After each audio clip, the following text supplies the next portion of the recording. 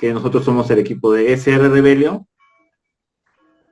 el cual forma como una comunidad científica que desde el año 2020-2021, ante los resultados del sexto informe del IPCC, es que nos hemos motivado a que debe realizarse una acción contra el cambio climático, lo que repercutiría en nuestra sociedad a través de diversos pasivos ambientales y que justamente afectarían a las poblaciones más vulnerables, científica y por parte de la comunidad en general. Es así de que se formó el grupo de SR Rebellion y que radica en todos los países y en que en su mayoría buscamos de que los científicos podamos sumar y que pueda hacerse una voz colectiva sobre la situación que está actualmente sucediendo respecto al estado de nuestro planeta.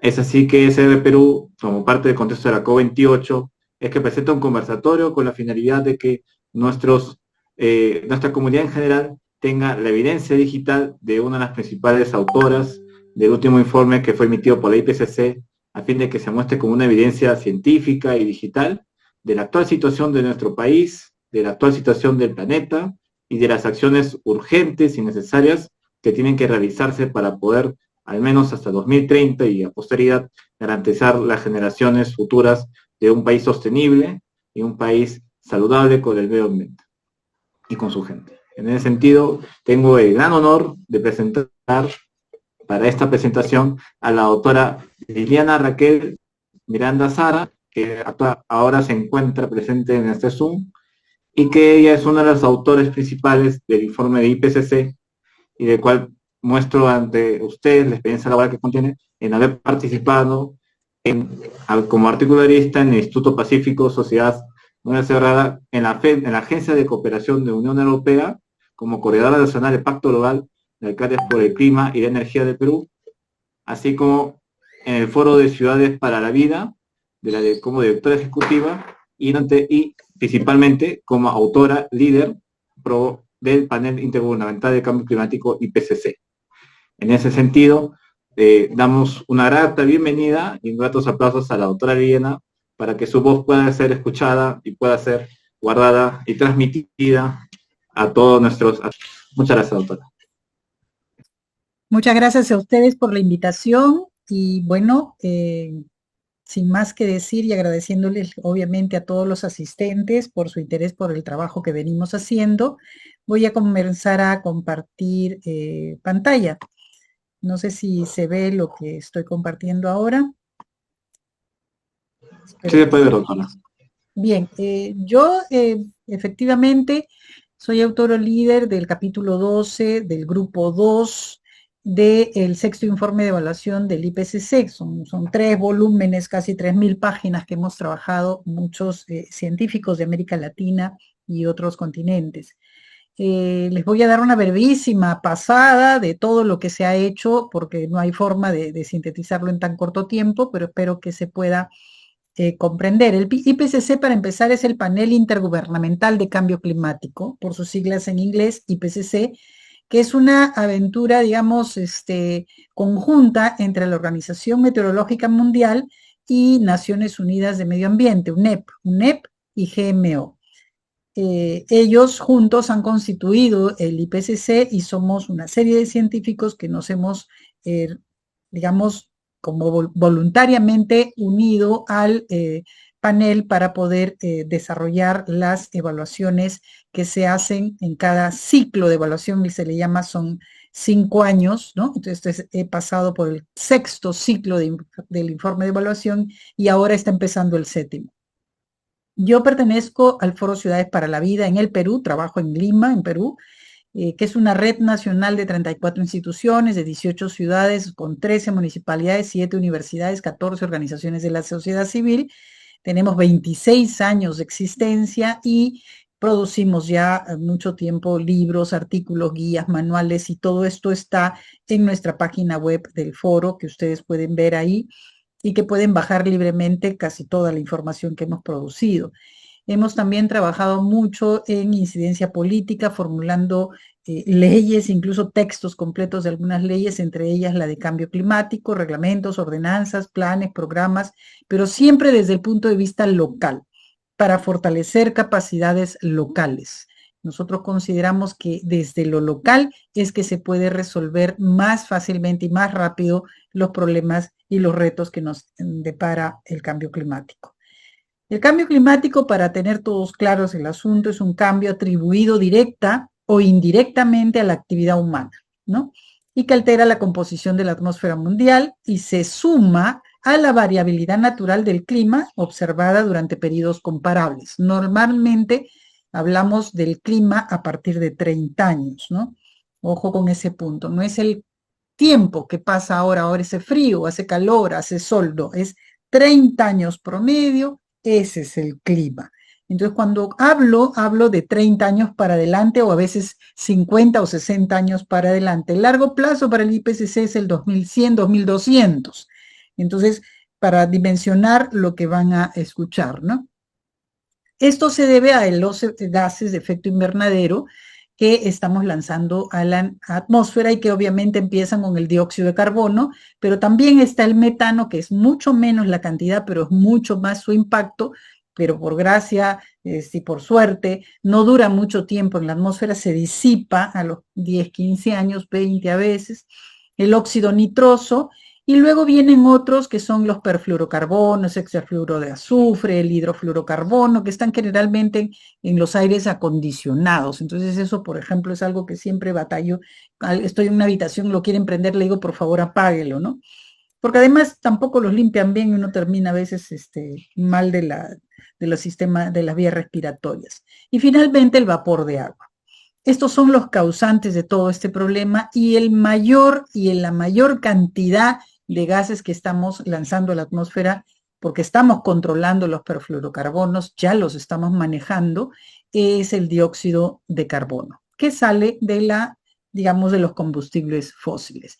Y que por eso es que justamente en la COP28 se planteó el objetivo, el phase out fossil fuels, ¿no? En sacar de por medio ya, borrar, decidir no usar más los combustibles fósiles, incluido el carbón, el petróleo y todos sus derivados, y el gas, sí, el gas de camisea también.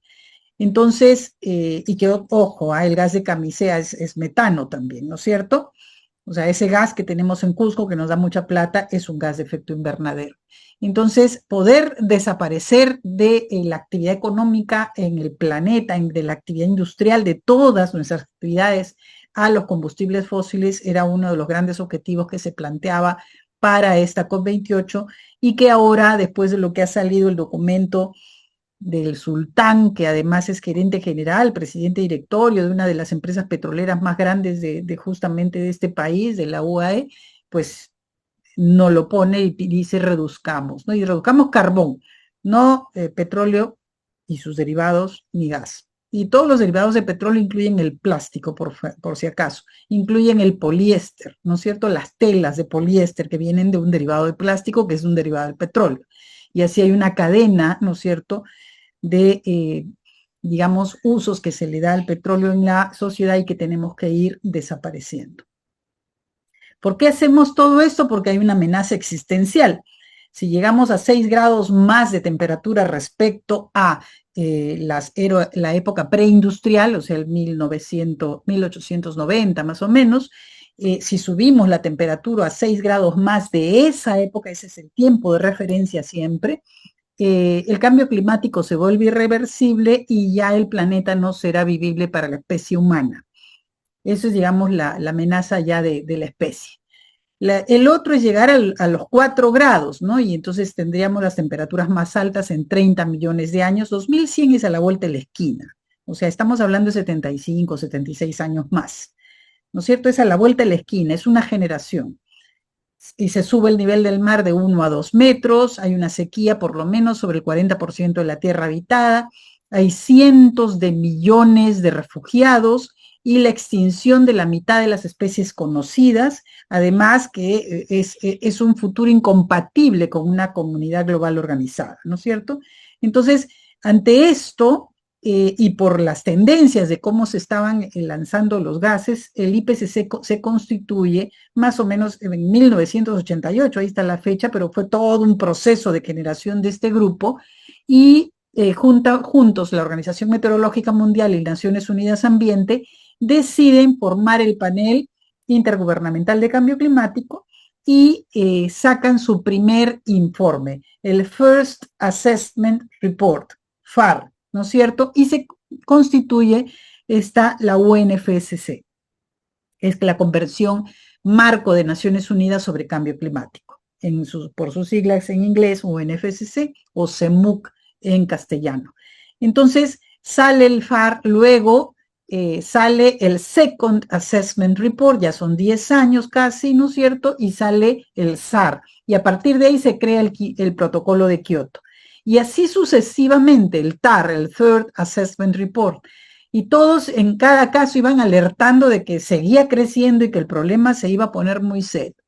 En el Assessment Report 4, en el cuarto ciclo de evaluación, es premiado el IPCC con el premio Nobel, ¿no es cierto? Y se logra en el quinto ciclo de evaluación el Acuerdo de París. Estamos hablando del 2014, ¿no? 2015 creo que fue. 2015 fue el Acuerdo de París justo después del AR5. Y entre el AR5 y el AR6 salieron reportes especiales. El SROC, el SRSCL, ¿no? Sobre océanos y criósfera, sobre suelo, y el de 1.5, o sea, no pasar de 1.5 grados. Y ahora se ha trabajado, se ha venido trabajando el Global Stock Take, le llamamos un balance global. ¿Cuál es el balance que hay de la situación del cambio climático, de los gases lanzados a la atmósfera, que se presentó en la COP28 y que no ha servido de mucho porque los acuerdos siguen yendo para mal camino? Entonces, bueno, ahora vamos a seguir en esto. Entonces tenemos el FAR del 90, el SAR del 95, el TAR del 2001, el AR4 2007, el AR5 2014, miren todo ese tiempo alertando.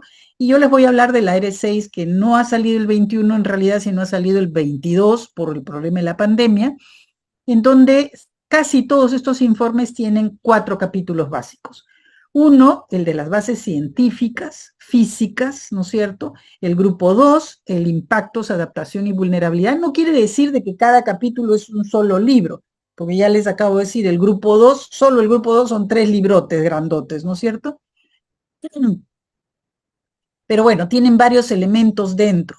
El 3 es sobre mitigación y el 4 es el informe síntesis para decisores de políticas, es el resumen, el Summary for Policymakers.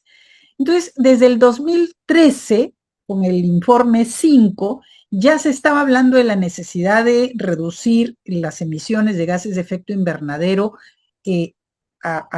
digamos, fuertemente, desde el 2013, para no pasar el 1.5 grados de aumento de temperatura. Yo desde ahorita les voy diciendo que ya pasamos los 1.5 grados de temperatura.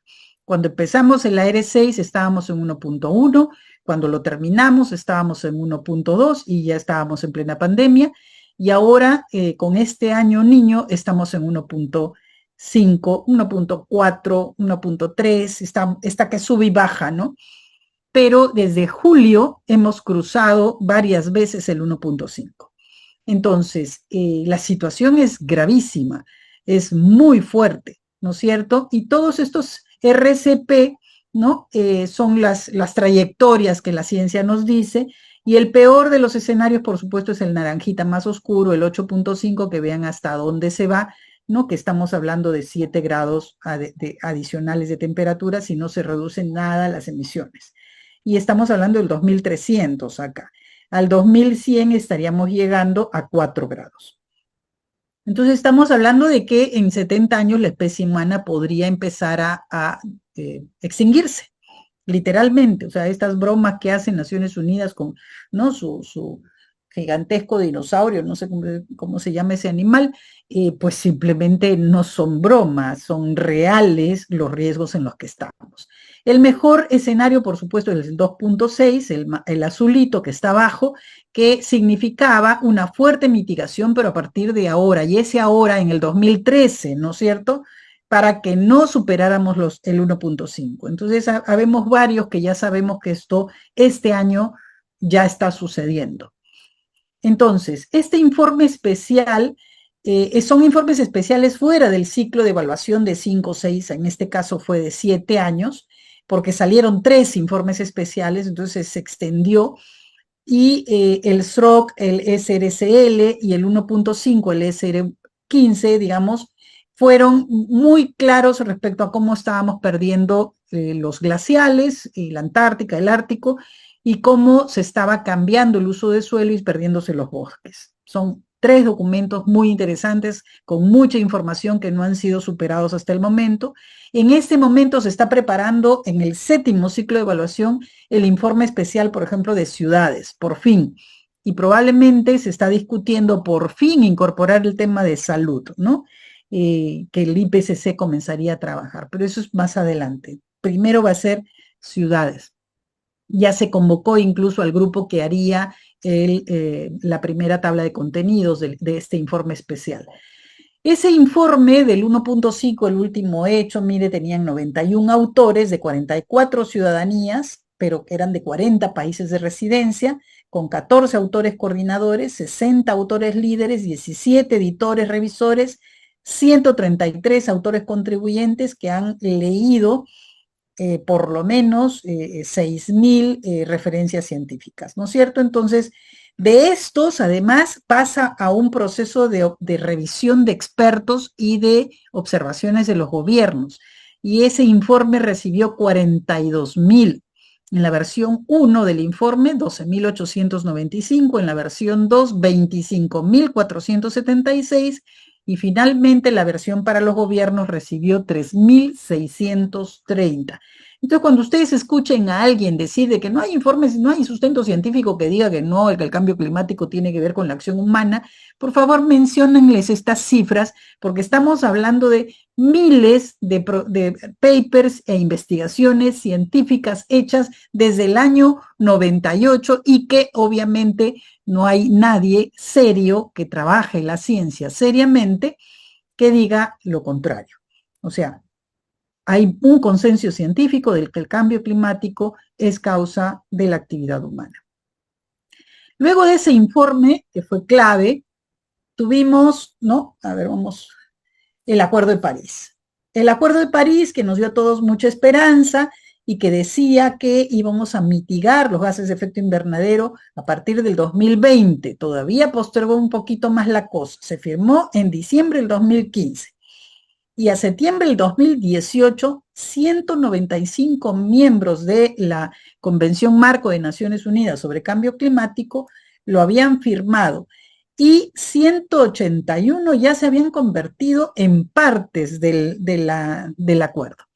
Entonces, pero tenía varios problemas este acuerdo, ¿no? Los resultados de las NDC, las famosas NDC en Perú le dicen nuestro desafío común, pero son los National Determined Contributions, las contribuciones nacionales determinadas, un nombre bien raro en inglés. Cuando se comenzaron a ver, porque el acuerdo implicaba eso, ahora ustedes comprométanse cuáles son sus contribuciones de reducción de emisiones, se hizo el balance y no alcanzaban para evitarlo ni los 2 grados. O sea, el objetivo del 1.5 desde el 2018 sabíamos que no lo íbamos a lograr. Y que los compromisos actualizados tampoco han mejorado esto.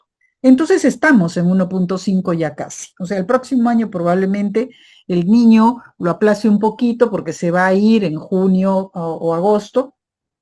Ahí hay varias versiones, tal vez mayo, pero la cosa es de que ahí podría bajar un poquito la presión a la temperatura, pero después de eso, digamos, muy probablemente antes de lo previsto, bastante antes de lo previsto, estaremos llegando al 1.5. Entonces, además en ese año se suscribieron, ¿no?, los Objetivos de Desarrollo Sostenible, fue la cumbre de Addis Abeba y el Acuerdo de París, o sea, Naciones Unidas estuvo en su gloria, logró varios acuerdos, pero no se están cumpliendo, ¿no? Entonces luego viene el 6º informe de evaluación en donde, como les digo, participé en el capítulo 12 como una autora líder. Entonces, aquí nuevamente los nombres. Somos 270 autores de 67 países. Hay un esfuerzo del IPCC de incorporar a países en desarrollo, de los cuales 43% de los autores somos de países en desarrollo, 41% mujeres, había mucho más hombres. En el sexto informe de evaluación se ha mejorado esta composición, y también han habido 675 autores contribuyentes, que hemos leído entre todos más de 34.000 artículos científicos publicados en este periodo de 6 a 7 años. Y hemos mencionado 62.418 reseñas de estos artículos científicos. Entonces, el creciente conocimiento científico del planeta nos brinda una mejor comprensión hasta el momento de lo que sucede con el cambio climático. Y como les digo, el grupo 1 ha tenido otro número de autores similar o mayor, y el grupo 3 igual, aunque ellos leyeron un poquito menos. Pero digamos, el grupo 1, el grupo 2 y el grupo 3, todos juntos, sumamos una cantidad casi de 1.000 autores, 270 no, casi 800 autores más unos 1.000 y pico autores contribuyentes. Entonces, decir que no existe bases científicas es, digamos, ¿no? Bueno, ya sabemos lo que pasa ahí. Entonces, en este grupo, en esta oportunidad, el IPCC ha generado este atlas interactivo. Yo les recomiendo que entren al atlas, jueguen con este atlas, ingresen al atlas. Ahí está el enlace, es interactive, es _medio atlas.ipcc.ch. En este atlas ustedes pueden ir jugando con las temperaturas 1.5, 2, 3, 4 y ver lo que va a pasar con sus territorios, ver lo que va a ocurrir en su zona. Pueden jugar con precipitación o temperatura. Bueno, las tres variables del clima, ¿no? Son temperatura, precipitación y vientos. Pero no ha habido forma de poner en este atlas interactivo la variable vientos. Entonces se ha trabajado solo con 2, pero da una muy buena base para entender los futuros que nos esperan ante los 2 grados. Yo empezaría con los 2 porque ya estamos en 1.5. El 1.5 es para ver lo que ya está pasando ahora, pero eso lo pueden ver en las noticias. Empezar con los 2 grados, 3 y los 4. Y en algunos casos, bueno, habrán muchas poblaciones que tendrán que pensar en migrar si llegan a los 4, ¿no? Si se llega a los 4. Entonces, ese atlas y este trabajo ya, digamos, por primera vez el IPCC lo hace. Antes lo hacía siempre global y no precisaba regiones. O decía América Latina, ¿no? Decía Norteamérica, decía Oceanía. Ahora por fin ha dividido el planeta en subregiones, y cada una de estas subregiones ha sido denominada con una sigla. El Perú mayormente está en la NWS, que está marcada como un rosado, digamos, medio ladrillo, que dice increase, o sea, está aumentando los extremos de temperatura, de calor, ¿no? Hay extremos de olas de calor que están aumentando y nos ponen 3 estrellitas abajo. ¿Qué significa? Bueno, son pelotitas en realidad. Una alta confianza de que eso va a pasar, ¿ya? Entonces, y parte del sur, digamos, y la selva están en el SAM, que también están en aumento de olas de calor, extremos de temperatura en calor, pero hay una confianza media. Entonces, esta es la síntesis de la evaluación de los cambios observados en extremos de calor y la confianza respecto a cómo el cambio climático está, o sea, si se puede atribuir este cambio al cambio climático o no. Eso trabaja mucho el IPCC, ¿no? Si hay confianza o no hay confianza, la atribución, no solamente a que suceda, sino a la atribución al cambio climático de ese cambio, para precisar claramente que sí es necesario hacer el phase out, dejar de usar los combustibles fósiles, ¿no? Que son esas 2 subregiones.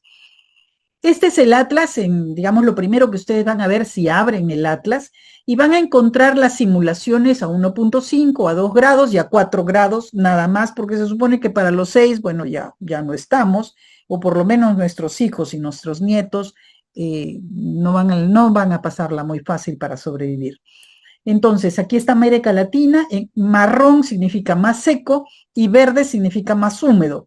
Entonces, las fuerzas impulsoras del impacto del clima que están en el Atlas, ¿no? Indican que con cada incremento de temperatura, los cambios regionales son mayores en temperatura promedio, precipitación y humedad del suelo.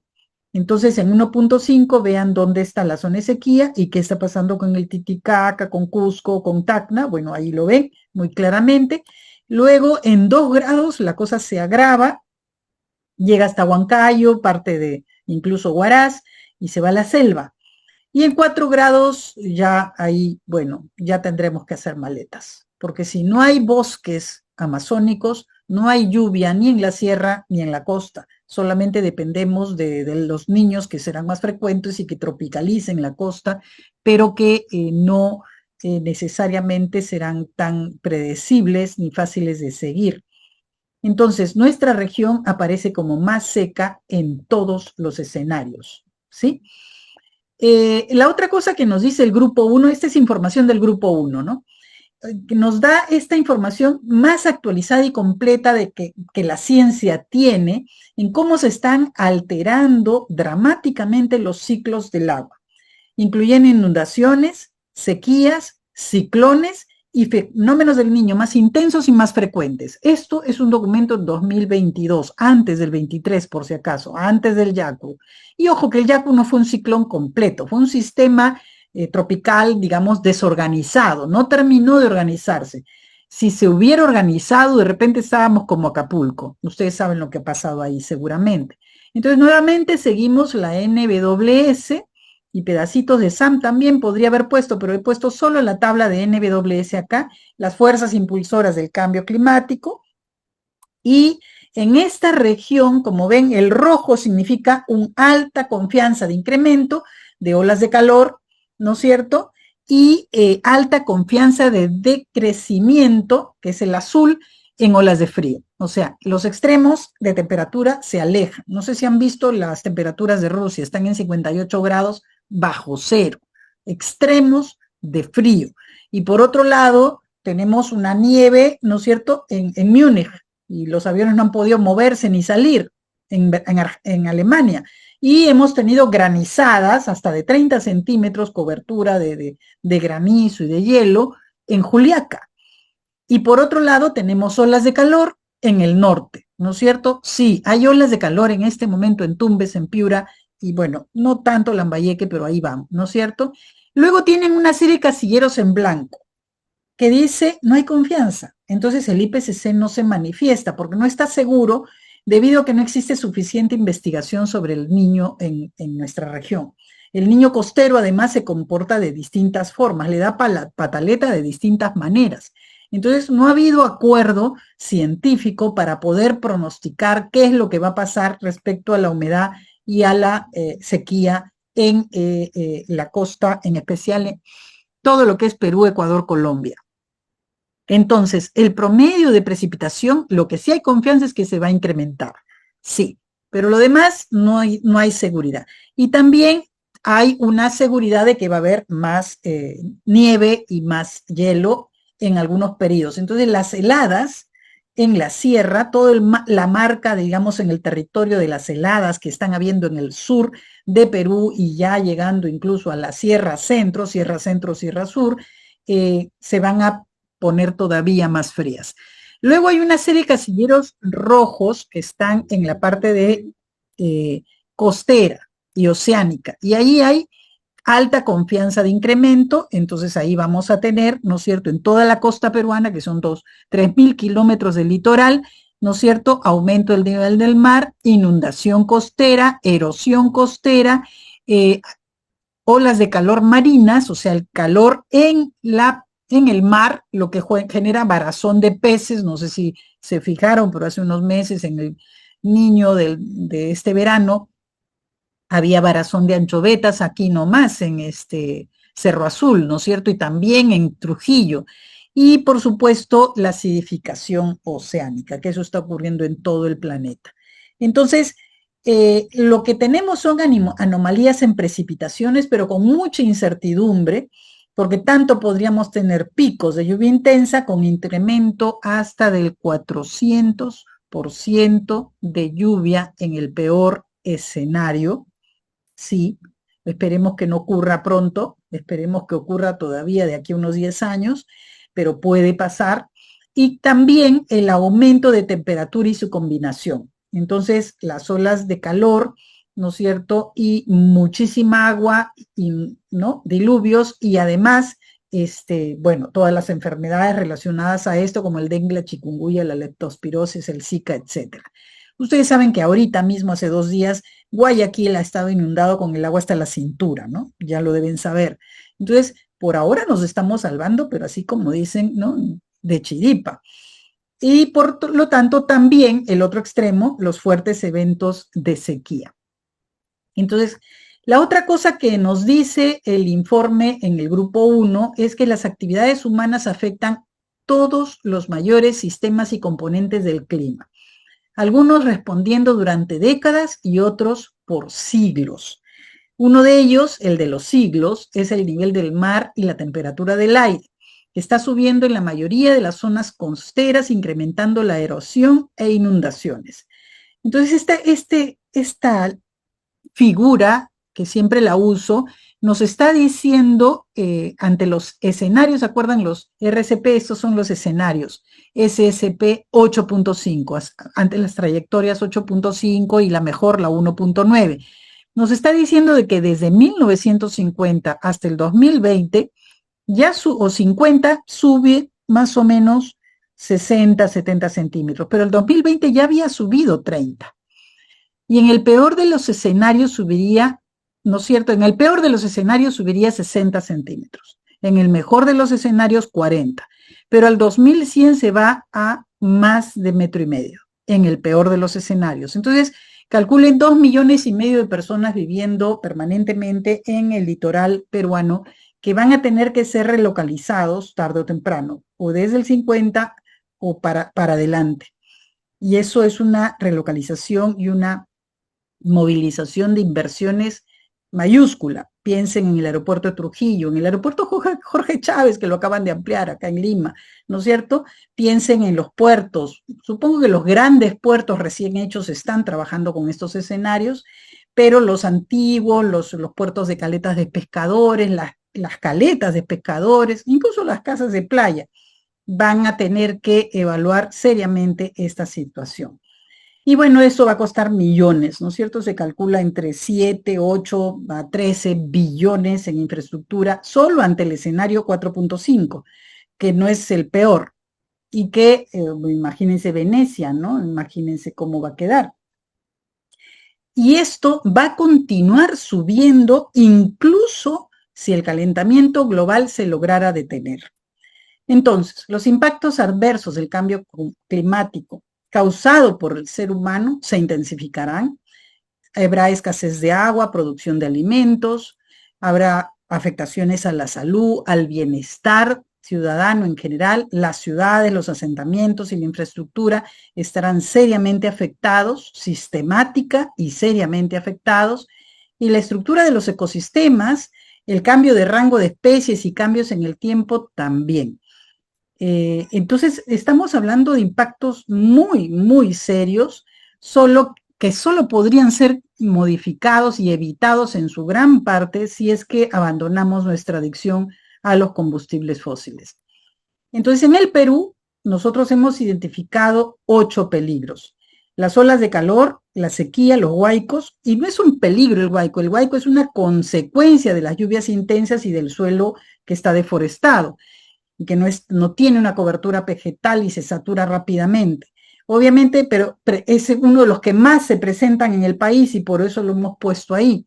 Las lluvias intensas, nevadas y granizo, la nevada, el granizo, ustedes saben que es agua también, pero que está tan fría la temperatura que se condensa, ¿no es cierto? Y se vuelve hielo en el trayecto. El aumento del nivel del mar, los vientos fuertes, tornados y huracanes, sí, pueden haber huracanes en nuestras costas. Tornados también, ustedes saben que en Paraguay hay varios, en Texas otra vez, han habido tornados hasta en Europa, que nunca antes habían habido. Están sucediendo por todas partes cosas que nunca antes habían pasado. Y nosotros por ahora, porque hemos tenido el anticiclón del Pacífico Sur salvándonos, por ahora no nos ha pasado mayor cosa, pero ya se está debilitando, ya se está yendo. Entonces ha salido gente a decir, no, ya no hay niña, no pasa nada. No, no se confíen. Preparen sus casas, limpien sus techos, canaletas, sumideros, arreglen y preparen todas las zonas donde caiga el agua y en especial donde se acumule, porque nos puede coger por sorpresa. Es más, ya Juliaca estuvo con agua en la cintura, Huancayo acaba de estar con agua en la cintura, acaba de estar hace 3 días. O sea, en la sierra ya está lloviendo y mucho. Claro que han estado en sequía, están felices, no se quejan porque necesitaban esa agua, pero vamos a llegar al punto en que va a saturar el suelo. ¿Y ahí qué va a pasar? Entonces, y también tenemos las tormentas eléctricas, los incendios, las olas de frío, heladas y friajes. Claro, ustedes saben que las olas de frío, no sé si se acuerdan del frío que tuvimos acá en Lima en el 2021, ¿no? Ha sido 21, 22, 22 creo que ha sido, 22, que nos hemos congelado de frío todos en Lima. Y andábamos con chompa, con mitones, con un gorrito y recontra abrigados y mucha gente comenzó a usar esta calefacción, cosa que nunca antes usaba en Lima. Entonces, creo que tenemos que ser conscientes que el niño nos trae agua, nos trae calor, nos trae huaicos, pero la niña nos trae frío. Y si aquí en la costa ha habido frío, imagínense cómo habrá sido el frío en la sierra, en las zonas de las heladas o de los friajes. Entonces, tenemos que identificar los grupos en riesgo entre las personas, adulto mayor, ancianos, asmáticos, personas más vulnerables, las propiedades, las casas, cómo están ubicadas, dónde están las zonas más vulnerables, la infraestructura, nosotros que hacemos puentes todo el tiempo mal hechos, los reconstruimos para que se los vuelva a llevar el río, lo volvemos a reconstruir y se lo vuelva a llevar el río, ¿no es cierto? Puentes en especial que se caen a cada rato y que no sabemos hacerlos bien. Los servicios, ¿no? ¿Cómo puede ser que una posta médica que con una lluvia chica se inunde y estén tratando a las personas con la posta inundada? Ahorita acaba de pasar en Ucayali, ¿no? Hace 10 días. Y estaban curando a las personas afectadas por la inundación con 50 y tantas viviendas destrozadas en una posta médica inundada con el agua en la pantorrilla. Tienen que tener buenos servicios y muy bien ubicados los puestos de salud, las escuelas y por supuesto los recursos, porque tenemos que comer, necesitamos agua, no podemos quedarnos sin agua o sin luz. La vez pasada, el 2017, acuérdense, en Lima nos cortaron el agua por 5 días a 6 millones de personas y se armó el caos. Los edificios tienen tanque y cisterna, ¿no es cierto? Su cisterna, su tanque de agua. Duraron 2 días, máximo 3. ¿Y después qué? Hacer la cola con tu galonera. O irte con el carro a la playa y traer baldes de agua para por lo menos limpiar los retretes. Pero sin fin de muertes, excesos de muertes por infecciones urinarias en mujeres se han presentado solo por esos 5 días. O sea, y hay enfermedades también, por supuesto, de infecciones respiratorias, infecciones a la piel, problemas en los ojos, que todo eso genera excesos de muertes. En Europa, el año pasado, el 2022, la ola de calor que hubo en el verano de europeo, llegó a matar a 65,000 personas en exceso por las olas de calor. Entonces, esto no son bromas ni cosas que van a pasar de acá a 20 años. Están comenzando a pasar ya porque ya cruzamos el límite de 1.4, 1.3 el año pasado y ahora ya estamos bordeando cruzar el 1.5. Entonces, el ritmo, la escala de la acción climática son insuficientes para abordar este cambio climático. No estamos haciendo lo suficiente. Y la urbanización global, y bueno, ahí ya entra también mis propias prioridades en mi trabajo, es una oportunidad para acelerar la transición a una más justa, equitativa y sostenible acción climática, generando innovación e inversiones con soluciones basadas en la naturaleza, con tecnología y diseños bajos en carbono, entre otras. O sea, las autoridades locales pueden avanzar más rápido, incluso que los gobiernos nacionales, en implementar este desarrollo resiliente al clima que requerimos para limitar el calentamiento a 1.5. O sea, que así lo pasemos de repente este año, pero que son momentos, días, algunas semanas, que el próximo volvamos a bajarlo y volvamos a retroceder a 1.3. Entre 1 o 2 años quizás lo logremos y entre todos realmente tomamos en serio de trabajar en estas soluciones que se están planteando y que el Grupo 2 ha planteado sin fin de soluciones de adaptación. Y por supuesto también el Grupo 3 ha trabajado soluciones de mitigación que incluso se hermanan, pueden entrelazarse y pueden contribuir entre sí. Pero no tenemos plata. Las finanzas tienden a favorecer a los más ricos en lugar de los más pobres. Y ojo que todo esto está dicho en el informe, por si acaso. Está en el informe del IPCC. No son mis palabras, son palabras del informe. Y además está diciendo el informe que la inversión en proyectos de ingeniería a gran escala, en lugar del mantenimiento o en innovaciones sociales, continúa. No ha cambiado. Y además que la inversión en infraestructura gris, física, en lugar del azul, la verde, las soluciones basadas en la naturaleza, están reproduciendo el riesgo de activos bloqueados. O sea, volvemos a reconstruir sin cambios, ¿no? Creo que saben a qué me refiero. Y esto no solamente está pasando en Perú, está pasando en todo el planeta, porque esto es un informe del IPCC, que ha revisado la actuación a nivel planetario.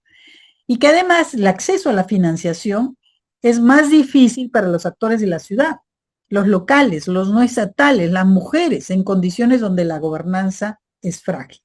O sea, es mucho más fácil adaptarse cuando la misma comunidad local, conociendo su territorio, sabiendo de lo que dispone, actúa y invierte, a que venga un experto de corporación internacional que sabe mucho y nos reconstruye una escuela exactamente en el mismo lugar por donde había pasado el Huayco, para que se lo vuelva a llevar el Huayco. Entonces, las respuestas significativas para cambiar el régimen del riesgo demandan una adaptación transformadora. Ya no estamos hablando de momentos para la transición, tenemos que transformar. Y tenemos que cambiar las estructuras políticas y sociales que generan la exposición y vulnerabilidad al cambio climático y todos sus impactos, para que faciliten la justicia social y el bienestar socioecológico. Esto está en el capítulo 6 de Ciudades e Infraestructura del Grupo 2, por si alguien tiene dudas. Ahí lo va a encontrar.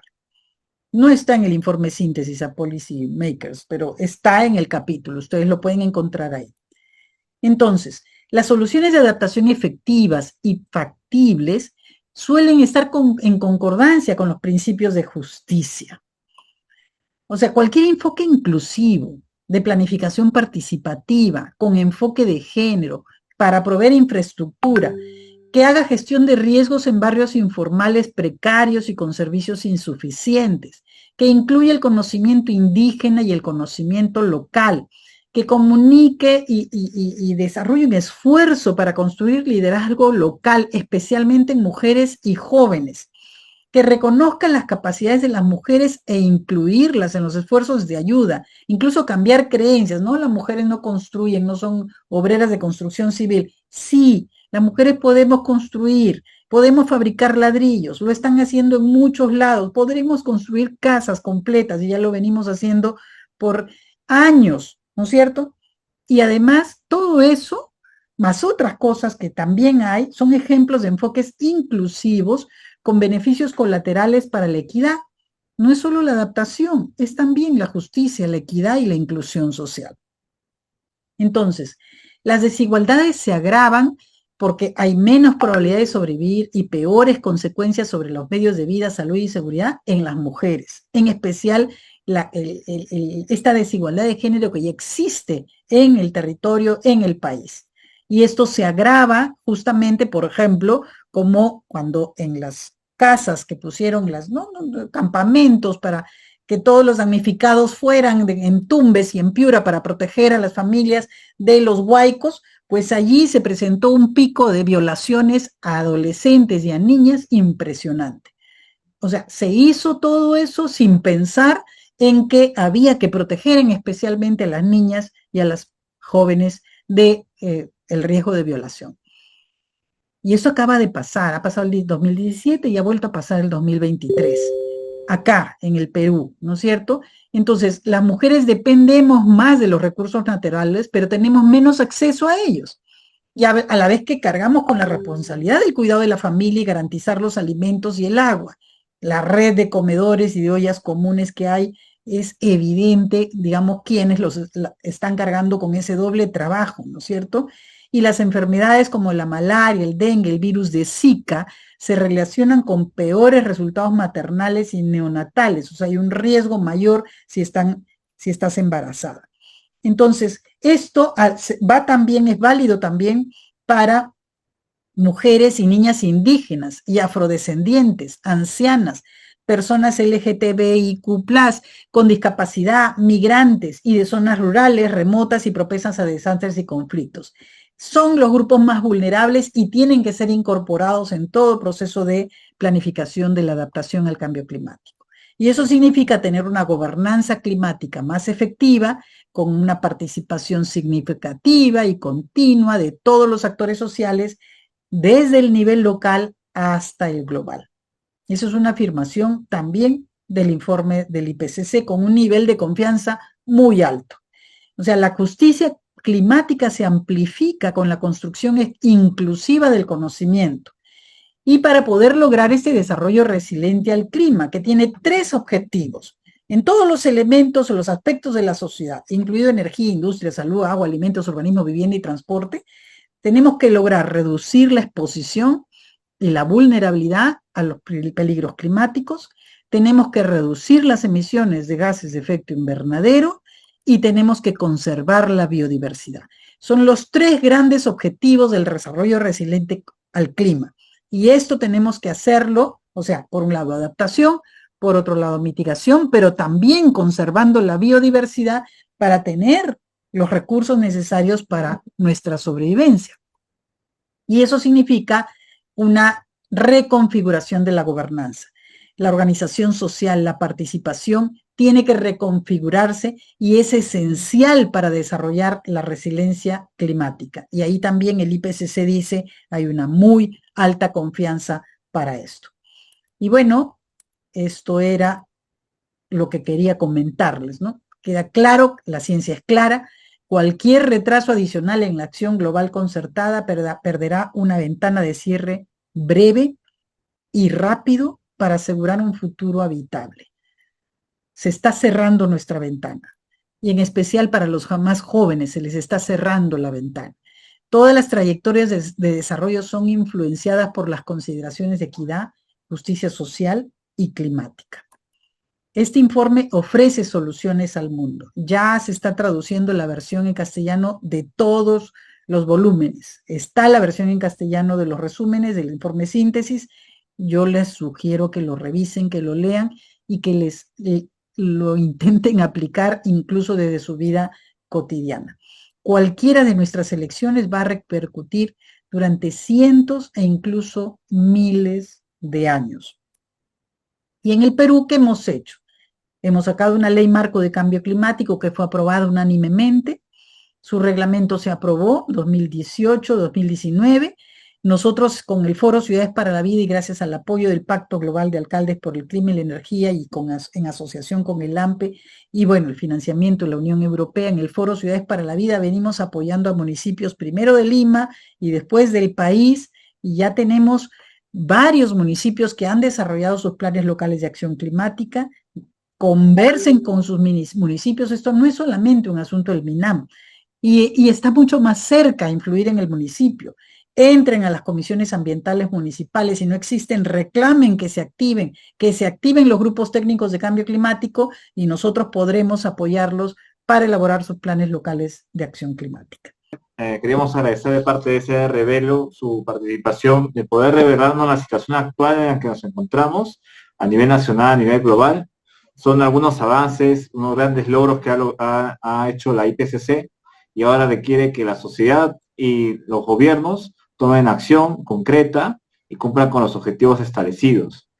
Nosotros desde SR Velo siempre hemos enaltecido la evidencia científica que se tiene desde hace más de 2 décadas y lo que procuramos es que exista una gran movilización por parte de toda la comunidad, empezando desde nuestras localidades, gobiernos regionales, a fin de garantizar de que podamos subsistir ante los impactos ambientales y poder también garantizar una confraternidad en la existencia de nuestras comunidades a partir de un equilibrio con el medio ambiente.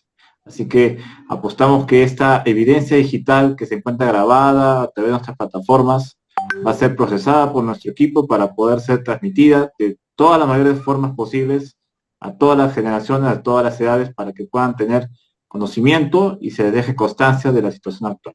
En ese sentido, volvemos a agradecer y pasaremos a la ronda de preguntas que hemos seleccionado a partir del Facebook. Y la primera pregunta sería, un momentito. ¿Cree que el Acuerdo de París está a punto de fracasar? El multilateralismo, si vemos recurrente, países productores de petróleo y gas bloquea permanentemente reducir las emisiones del GEI, puesto que todos los acuerdos se aprueban por consenso. ¿Cuál es su evaluación pasada, 30 años de cumbres de cambio climático, y su evaluación respecto a la COP28? Doctora, al respecto, hay varias preguntas que hemos señalado, así que le pediríamos que pueda contestar de forma sumaria para que todas estas consultas puedan ser absueltas. A ver, yo no creo que estén fracasando las COP del todo.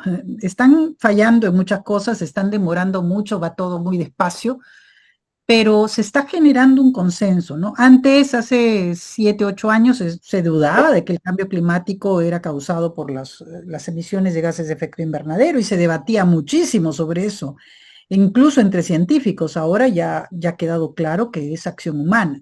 Se ha ido avanzando en lograr, digamos, algunos acuerdos. El Acuerdo de París también ha sido un logro. Que no se cumplen los 100.000 millones de dólares anuales, cierto, pero este año se ha también logrado el acuerdo de loss and damage, de pérdidas y daños. Finalmente ya se acordó que, bueno, son otros 100 billones comprometidos y tampoco está el dinero sobre la mesa. Es cierto, pero, digamos, tenemos también a China invirtiendo aceleradamente en energías renovables. Tenemos toda Europa reduciendo claramente, bueno, casi todo, no todos, es cierto, pero están reduciendo sus emisiones rápidamente y además que les está costando cada vez más caro la energía, o sea que lo hacen también por ellos mismos para que no les cueste más caro y porque ellos mismos están viendo las consecuencias. O sea, por mucho tiempo se pensaba que el cambio climático solo iba a afectar a los más pobres, a los más vulnerables, a estos países pobres del tercer mundo y no era algo que les tuviera, digamos, que generar ningún temor al hemisferio norte. Pero han comenzado a pasar cosas en el hemisferio norte. Y es un poco lo que pasa en Perú también. En el Perú, nosotros hablábamos del cambio climático, nadie nos hacía caso, decíamos el fenómeno del Niño se va a intensificar, va a ser más frecuente, ¿no? Antes era el 82, después el 97, 15 años. Después, de pronto, ya no fue 15 años después, comenzó el 2015, después 17, después 23 y ahora 24. Es la primera vez casi en la historia de los niños que conocemos, que medimos, que es 23 y 24.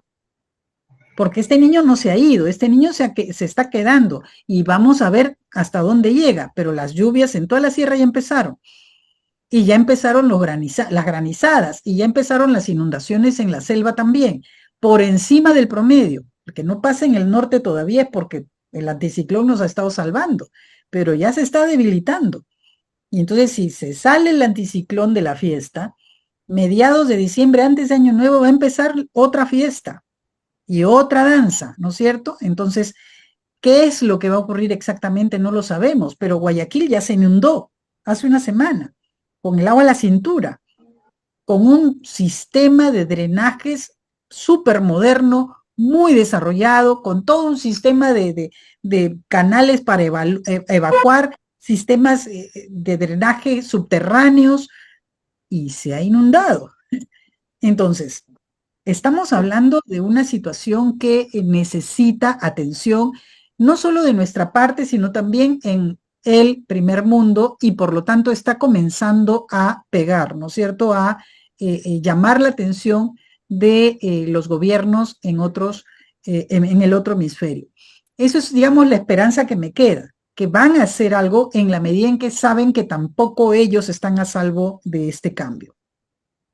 Muchas La gracias otra por la cosa respuesta. sí, la otra cosa que me queda claro respecto me preguntan aquí sobre la biodiversidad de la Amazonía. Miren, la Amazonía, si pasamos los 2 grados, nos vamos al efecto dominó, ¿no es cierto? Y según el escenario que nos plantea el IPCC en el Atlas Interactivo, nos vamos a la desertificación de la Amazonía.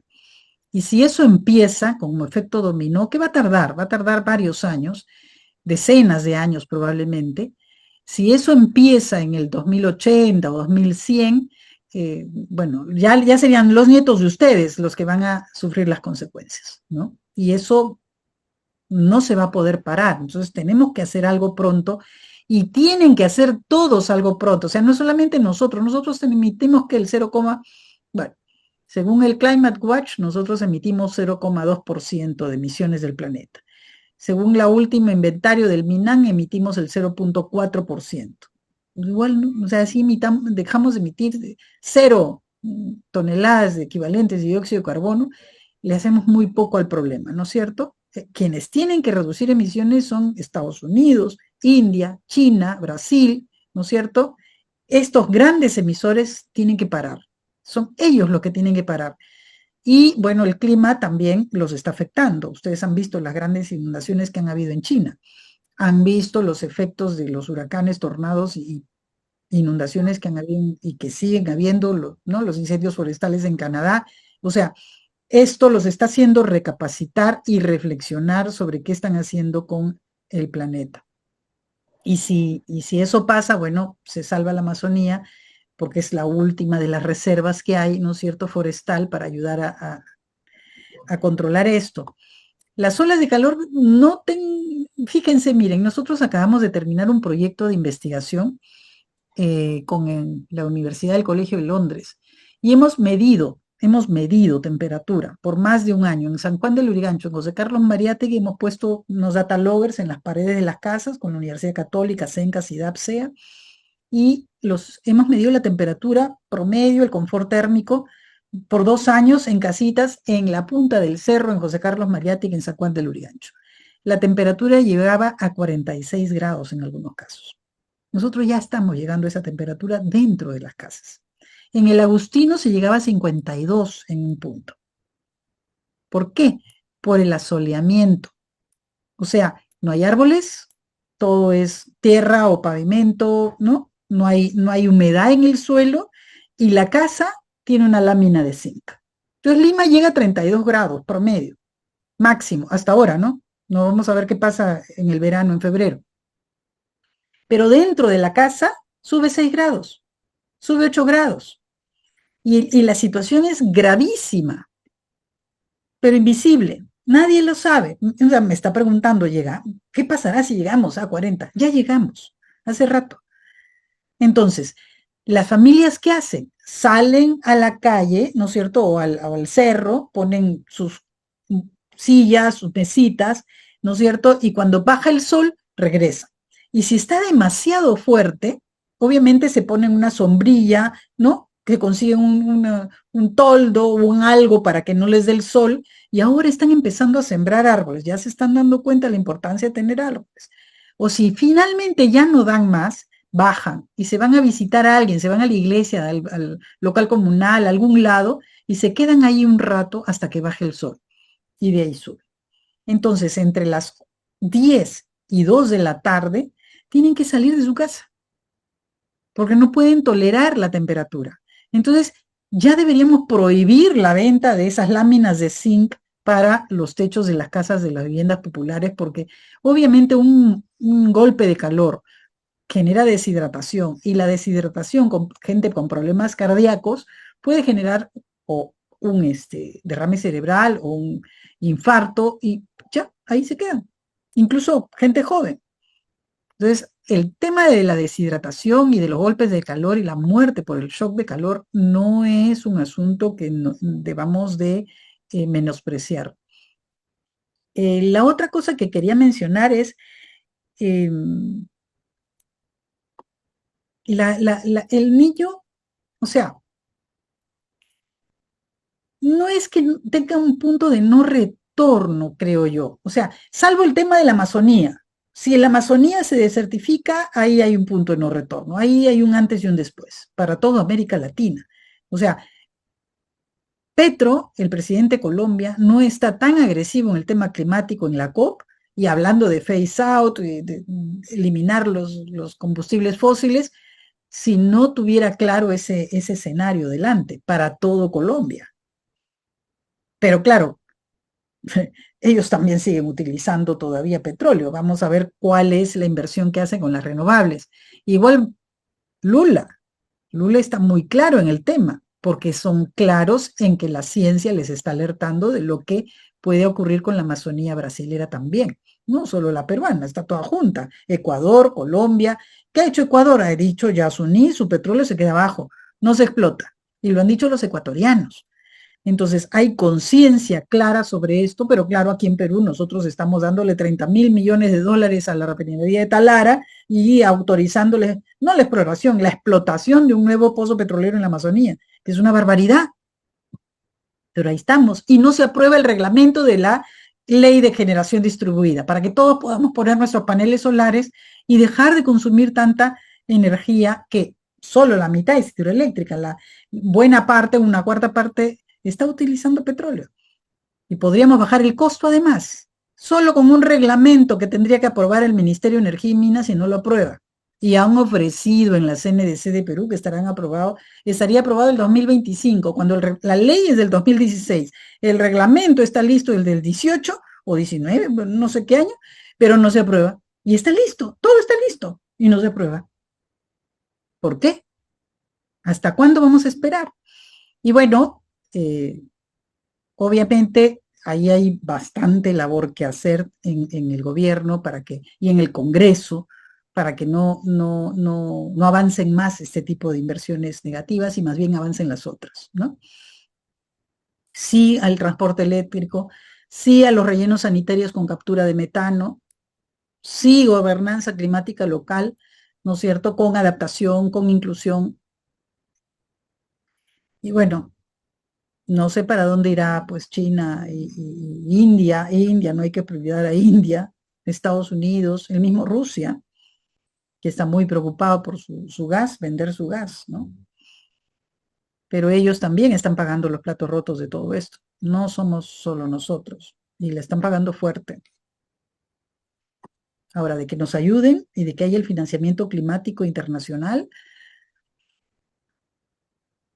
eso está por verse.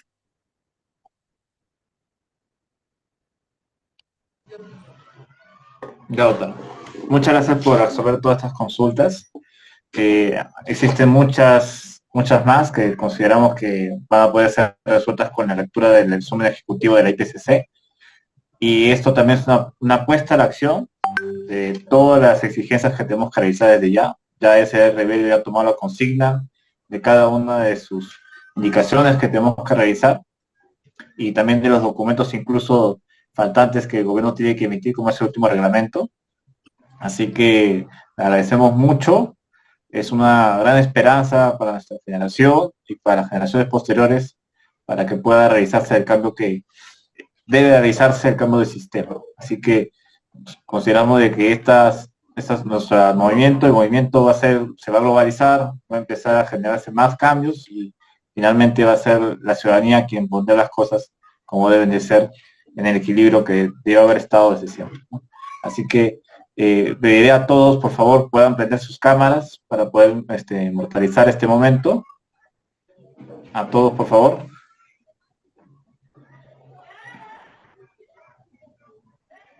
A Brian, a Gise, por favor, también, para poder hacer la captura.